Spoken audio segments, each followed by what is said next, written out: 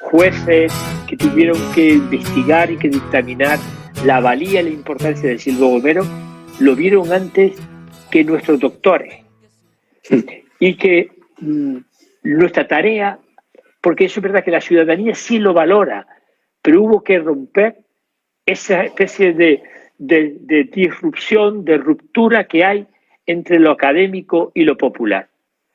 Y entonces yo creo que esa era una tarea que correspondía a las maestras y los maestros, que tuvieron una importancia enorme para respaldarlo en su mayoría, para valorarlo ante la familia, para animarlo a que sus hijos e hijas silbaran, y ahí encontramos una complicidad. Y como en casi todo, pues supone tener un objetivo claro, no tener intereses de chiringuitos particulares y saber, por el conocimiento de los expertos, oír mucho. El experto era Isidro Ortiz, los expertos eran también los responsables de lingüística de las universidades de La Laguna y de las Palmas de Gran Canaria, donde encontramos también un razonable apoyo, de forma que fuimos buscando complicidades. Poco a poco complicidades, poco a poco. Te estoy perdiendo el oído. Te perdí el oído. Sí, mira. ¿Me oyes ahora? Sí, espera un segundito, Marino, porque yo cargué el teléfono completo, pero me acaba de decir que está vaciándose la batería y no quiero que nos interrumpa, y no quiero que nos interrumpa en el mejor momento. Déjame un segundito nada más y vamos a ver si yo sé dónde dejé el cargador. Un segundito.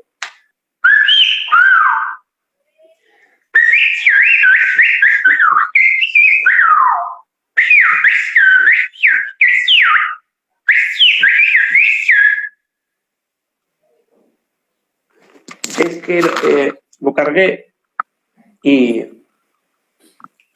Ora Esquerra Aldeano. ¿Es ese sorte? Vale. Mira, sí me entendió. Sí me entendió. Que me traigas el cargador del teléfono que está en la habitación encima de la mesa. Es que te explico. Espérate que cargo. Y además el otro día... No podemos estar en una mesa redonda con quien están en este momento siguiendo esto, ¿verdad? Mira, vamos a explorar. Ayer me lo comentabas el otro día. Ya está, esto está cargándose. Bueno, vamos a hacer una cosa. Sí podemos hacer una cosa, que es que voy a abrir los comentarios para que si alguien te quisiera hacer una pregunta a ti, te la pueda hacer. Vale. Luego hay otra cosa, Marino. Instagram tiene un sistema que es que cuando hayamos cubierto 60 minutos se va a cortar, pero no importa. Luego lo volvemos a conectar porque no quiero que te marches. Pero no vas a aburrir a los que están participando. No, ¿sabes qué pasa? Que aquí no se aburre nadie, además el que se aburre, si quiere se va. Pero el documento, incluso el que no ha podido seguir esto en directo, ya sé gente que lo quería seguir y no lo han podido seguir en directo, yo lo voy a subir a YouTube en trozos de 12 minutos, 2, 3, 4, no hay problema, pero es que, te he dicho antes que estás hablando de momentos históricos y además estás hablando de Risco Caído. Es que lo que ocurrió en torno al silbo gomero es una experiencia tan positiva. Muchas veces he dicho, el silbo gomero es el faro de los lenguajes silbados del mundo.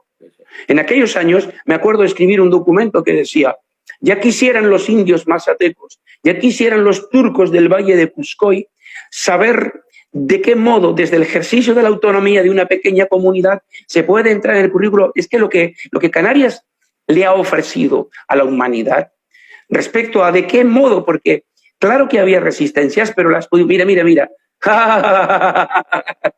Te pregunta una persona, ¿por qué corrías tanto en los aeropuertos? Venga, contesta eso. Porque había que ir a 3 islas el mismo día. Y desde luego nunca estaré suficientemente agradecido a Vinter, a los comandantes y a aquel amigo Fernando que una vez, el que tenía que presentar el mapa de FP en La Palma, habiendo amanecido en Lanzarote, gestionado en Santa Cruz, tenía alrededor de 120 personas en el Cabildo de La Palma y logró convencer al comandante para que parase el avión y me abriera media pista para subir. Pero sí sabía que no venía de un guachinche. Claro. Venía de la enésima reunión de la LOCSE allí en el edificio Babel. Mira, nos mandan saludos desde Francia. Gerard Couchot es uno de los hombres que mostró interés por ese lenguaje silbado que desapareció en el Valle de As en Francia y que, conociendo las experiencias de Canarias en La Gomera, dijo, no podemos recuperar el silbo de Francia a través de documentales, pero sí podemos ir a Canarias, sí podemos ir a encontrarse con Isidro Ortiz, ver de qué modo era ese silbo para extrapolar. Y ahora, estos días, él me comentaba, precisamente tras escuchar a Delma, dice, a veces el problema no es solo lingüístico, sino es sociológico. ¿Cómo se crea un proyecto de desarrollo comunitario? Es que esa comunicación que están viendo desde Francia nos da pie para una reflexión, Rogelio, y es, ¿cuántas veces nos dijeron que todo el desarrollo de los contenidos canarios era encerrarnos en nosotros mismos y mirarnos el ombligo? Y qué desconocimiento de la realidad, porque lo que ha hecho Canarias, redescubriendo su cultura, revalorizándola, es aportándola al mundo para que llegue la UNESCO y diga joya del silbo en La Gomera, joya del patrimonio cultural en las montañas sagradas y en el Risco Caído en Gran Canaria, joya en La Laguna. Y así, cuantas manifestaciones hemos revalorizado, no para disfrutarlas solo y encerrados en una romería, sino para proyectarlas con elegancia, con convencimiento, con seguridad a la humanidad entera. Es que yo creo que eso es una magnífica síntesis de lo que de verdad hemos querido plantear. Porque yo nací a esta sed cuando me vi amputado, cuando estuve en el mundo y descubrí que había parte de mí que no podía compartir porque la desconocía, vi la necesidad de que fuéramos canarios completos y no canarios partidos. Qué bien. Mira, Marino, cuando llega el hombre Pedro Medina, otro día lo vamos a entrevistar, y entre comillas, a mí personalmente puso un pie en el acelerador, porque él vino a decir, voy a presentar una proposición de ley para incorporarlo. Y yo le dije, no, por favor, estamos viviendo un proceso delicado en el que queremos el máximo consenso y si partidizamos esta lucha, se llega a los enfrentamientos. Yo le dije, tú espera, y entonces me acuerdo que él me dijo, los tiempos del técnico los comprendo, te entiendo muy bien, Rogelio, pero los tiempos del político son los que son. Si no lo hago los próximos meses, año, nunca podré hacerlo. Te pregunto, ¿en algún momento sintieron ustedes el vértigo de decir, joder, es que se trata de modificar el currículo de Canarias para incorporar una cosa de gomeros? Era un reto, era complicado y sobre todo complicado intentar conseguir que no se partiera el Parlamento canario por la mitad. ¿Cómo se vivió eso ya desde el mundo de la política? Afortunadamente ese vértigo no lo tuvimos. Los dos grandes vértigos, porque estos eran elementos naturales, eran convicciones que habíamos disfrutado, no era un acuerdo de un congreso y lo llevábamos al gobierno porque lo había acordado tal congreso. Esto tuvo la ventaja de que fue madurando desde el 77 hasta el 94. Y al 94 llegó como fruta madura porque, afortunadamente, supimos aprovechar los recursos que nos aportaba la autonomía. Si hubiésemos seguido con una gestión centralizada, como llamo, de la no escuela pública en Canarias, hubiese sido imposible. La autonomía nos permitió recursos, capacidad de decisiones, capacidad de legislar.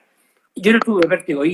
El vértigo estuvo en la financiación de la gran apuesta de la LOCSE, que era la apuesta por una educación pública masiva, y el gran reto fue aquel incremento muy contestado de crecimiento de casi 3.000 profesores para que la LOCSE fuera posible. Y que ahí hay que reconocerlo. Si nos está viendo José Carlos Francisco, tendrá que recordar todas las matepererías que nos hizo, diciendo que no era legal, que no era posible, que rompíamos el presupuesto de la comunidad autónoma, y ahí sí hay que jugar con la técnica de la lucha canaria, que es contrear. Caben dos opciones. Yo aquí estamos hablando de confianza. Hubo dos momentos que yo puse la división encima de la mesa de mi consejero, que es la primera vez cuando surge la crisis económica en el año 94-95, y había que recortar, y se nos dice hay que parar la homologación. Yo dije, no, eso comprenderán que después del abrazo que le di al señor Enrique Fernández Caldas por la homologación y los expedientes, no puede ser yo el que me retracte 4 años después, ¿verdad? Y la segunda fue cuando teníamos que empezar el curso, no teníamos autorización de Hacienda para contratar a 400 profesores de secundaria imprescindibles, y nos dicen que apretáramos las ratios, que redujéramos optatividad, y dijimos, o esos 400 o que lo haga otro. Ahí sí produjo vértigo. Pero lo otro no, porque lo otro era un proceso natural de maduración. Mira, Marino, tenemos ahí a José Miguel Martín incorporado también. Yo te he contado a ti cuando, bueno, antes de contar esto último, preguntarte esto último, tú volviste a tener una intuición. José Miguel lo cuenta muy bien. José Miguel cuenta que el torneo de lucha en los centros de medias no se le ocurrió a él, es que se te ocurrió a ti. Es que yo a veces me pregunto, este cabrón, ¿cómo ve dedicándose a otras cosas más allá de lo que el propio José Miguel Martín pudo haber visto? ¿Cómo se te ocurrió a ti que había que hacer una acción educativa en torno a la lucha canaria precisamente en los institutos? Porque, claro, al venir, tú lo dijiste antes, al venir de la EGB, como maestro de EGB, donde ahí había sus pequeños pinitos de terrero, sus sitios donde había alguna práctica, aunque fuera con colchonetas o con tatami, de mantener la lucha canaria en los niveles de lo que entonces era la segunda etapa de la EGB, descubrí que después se perdía en la secundaria y aparecía de nuevo en los terrenos, porque los clubes, sea el Tegueste o sea el Roque Nublo en el cruce de Arinaga, pues hacían cantera, pero que se interrumpía la evolución natural en la formación de los niños de edad. Y me dicen, oye, que ahí hay un maestro experto en lucha canaria que está desaprovechado. Y entrevisto, y mi preocupación es, ¿y cómo encaja José Miguel, hombre de la lucha canaria, que no sé cuántas veces ha leído a Pedro Lescano, con el Versolari de Rogelio, que es anarquista, mixto, vasco-canario, sausal, la Dije, vamos a probar. Es verdad que de las pocas cosas que he tenido en la vida con un cierto olfato es en la elección de los equipos. Ahí he tenido una tabla de éxito del 80%.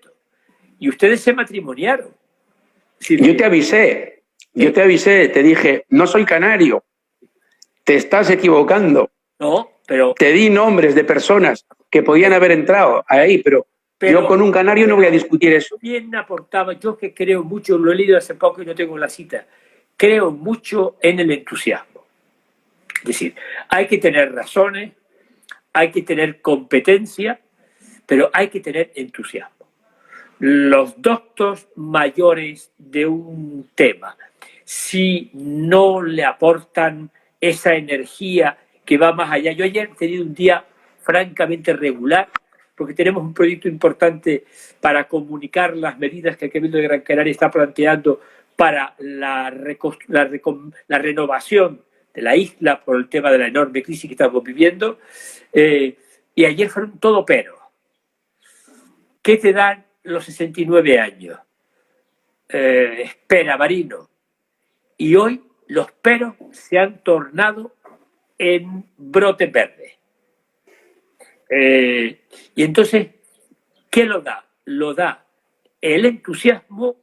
Evidentemente hay que plantear las cosas bien, hay que tener razones, hay que tener argumentos, hay que tener objetivos para la mayoría, no particulares, insisto en esto, y después hay que tener entusiasmo y resiliencia. Es decir, yo ayer me tuve que tomar casi, confieso así, una pastillita porque el día fue duro.